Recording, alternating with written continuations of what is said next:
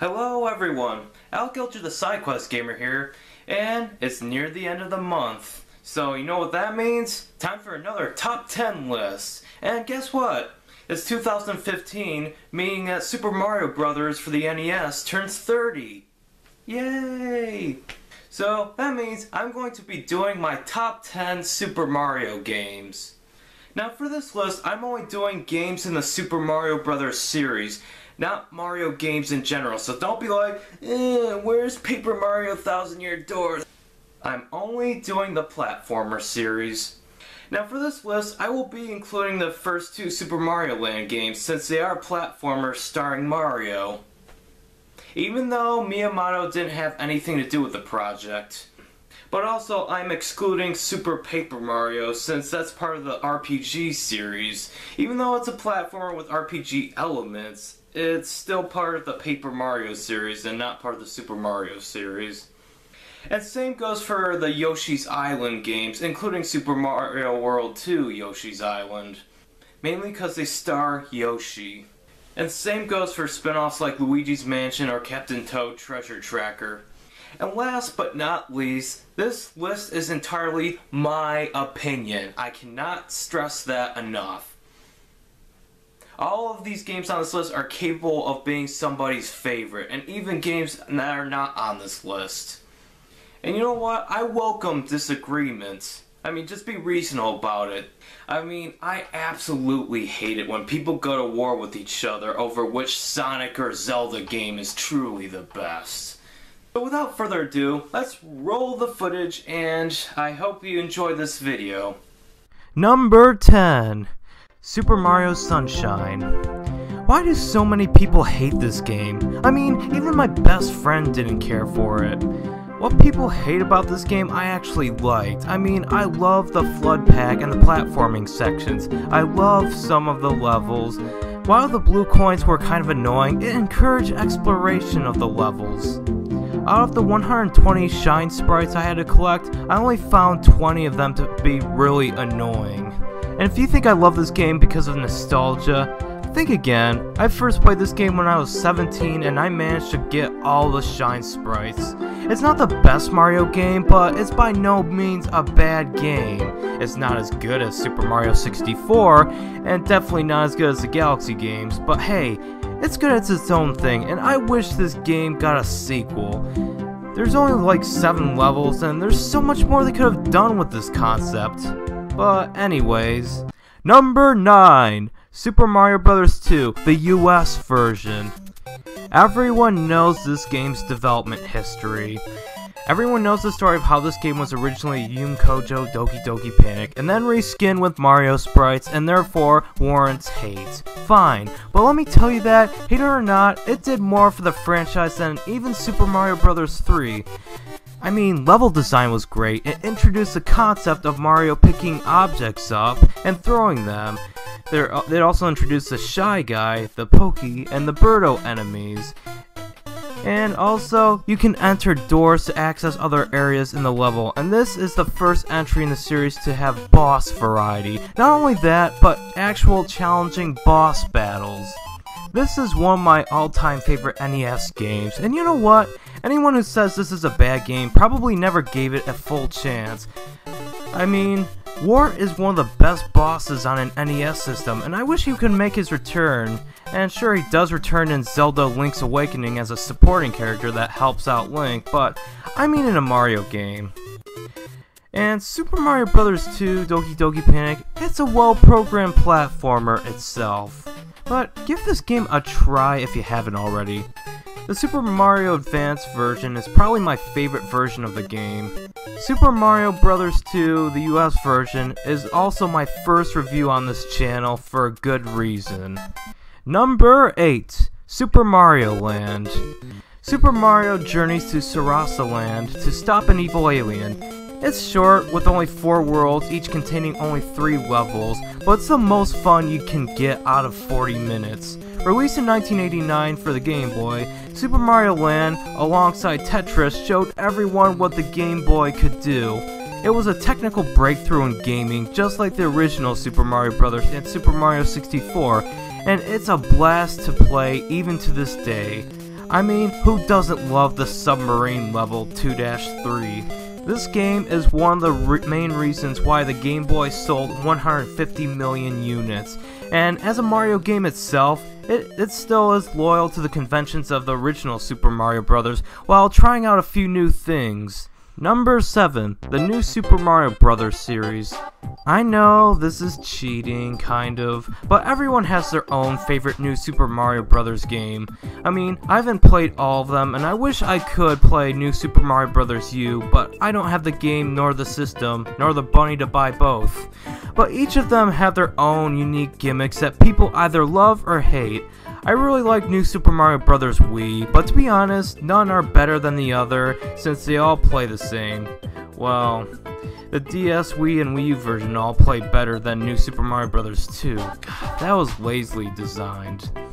The Wii U version, I hear, is probably the best one, but I can't make that call, so I'm pulling a cop-out for this entry. Write in the comments your favorite entry in that little sub-series. But anyways, number 6. Super Mario Land 2 6 Golden Coins. Super Mario Land 2 is simply amazing. I mean, remember that cool overworld from Super Mario World that just blew your minds, even to this day? Well, this game expands on that idea, but this time there's 6 worlds, but you can choose which one you want to play first, making it the most non-linear Mario game.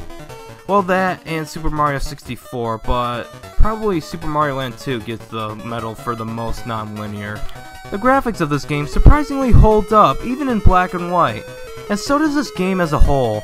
It also marks the first appearance of Wario, who took over Mario's castle, and the only way to enter that castle and reclaim it, you have to get the 6 golden coins from the 6 bosses at the end of each world.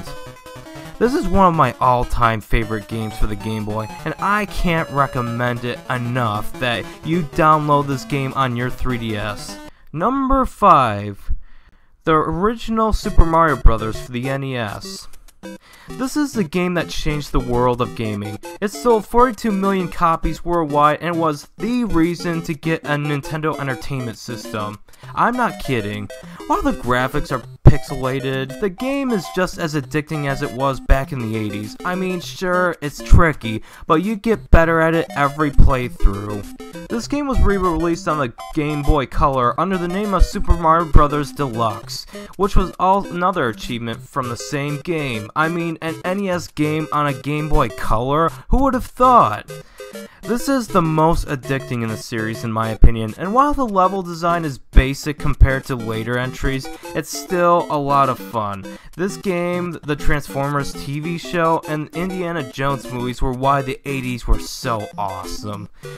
But there are 4 other Mario games that I like better. Well, 4 or 5.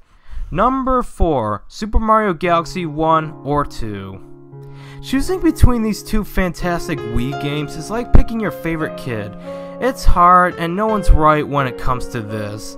But I love Galaxy 1 for the story and gameplay, but I also really love Galaxy 2 for the improved level design and gameplay, and the basics of a Mario story. I wish Galaxy 2 had a great story like Galaxy 1, but to be fair, Galaxy 2 gave you twice your money's worth with the Green Star missions.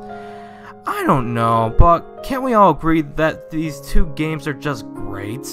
I mean, the gravity effects are very charming, and the vastness of the levels with the brilliant orchestra playing in the background just makes the Galaxy games maybe not the best Mario experience, but definitely the most epic Mario experience. Number 3, Super Mario 64. Is it nostalgia? This game I played over and over when I was a kid. It was the first Mario game I ever played, and while it didn't age as well as other Mario games, it did show everyone how to utilize the possibilities of 3D gaming to its fullest. This game inspired the developers known as Rare to make a genre based off it, known as the Collectathon. There are 120 power stars to collect, but some levels and stars you don't have to do in order. There's also 15 explorable 3D levels, and while nostalgia is a factor in this place on this list, this game is also very important to the jump between 2D and 3D gaming. Without this game, you wouldn't have Spyro, Banjo-Kazooie, nor the first Jak and Daxter game. But what could possibly top Super Mario 64, you may ask? Well, number 2, Super Mario World. This is by far the most popular Mario game, and it's widely considered to be the best in the series due to it aging extremely well, it still being in 2D, giant overworld, alternate routes, many enemies, and, well, everything about this game is amazing. But the selling point to Nintendo fans was that this game introduced the beloved Yoshi. Super Mario World is by no doubt a Super Nintendo masterpiece, and although it's a launch title for the SNES, I consider it to be the best game on the system. I mean, I love the music, and I love the levels, and I really love Yoshi. The only thing that I have to complain about this game is that the boss battles are kind of really easy, but the boss variety is better even than Super Mario Bros. 3 because they all have different attack patterns. Some of you may be disappointed that I only put this game at number 2, but what could possibly be my number 1 pick? Well, number 1, New Super Mario Bros. 2. Just kidding, that game sucks. Number 1, Super Mario Bros. 3. Oh man, I love this game. I mean, I freaking love this game so much. So many enemies, challenging boss battles, airships, multi-branching paths on the overworld map, warp whistles, Koopalings, castles that serve as checkpoints when beaten, secret areas, frog suit, hammer suit, returning fireflower, coin heaven. Oh man, I freaking love this game. I love this game so much, I have multiple versions of it. I mean, to jump from the gameplay to Super Mario Bros. To Super Mario Bros. 3 is an incredible leap forward. I mean, this game is the video game sequel to end all sequels. This is no doubt one of the greatest games ever made for a reason, mainly because it's one of the few games that gets better every playthrough. My favorite version has to be the Super Mario All-Stars version of it with updated graphics and such. Every level is unique and memorable. I mean, the Angry Sun level is internet meme worthy at this point. The music, while not my favorite in the series, is really good and catchy. It sets the mood, and come on, who doesn't love the airship levels? Yes, this is one of the most challenging Mario games, but it's not too bad in my opinion.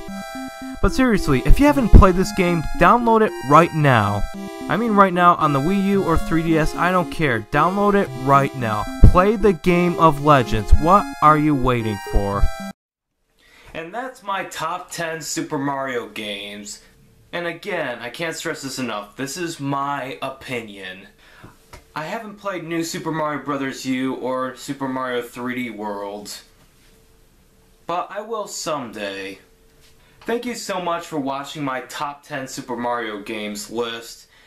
But hey, don't go anywhere. In the comment section, please tell me what are your favorite games in the Super Mario platformer series. But as always, thank you so much for watching this video, and remember to stay awesome by downloading some of these awesome games like right now on your 3DS or Wii U. I don't care. Download them.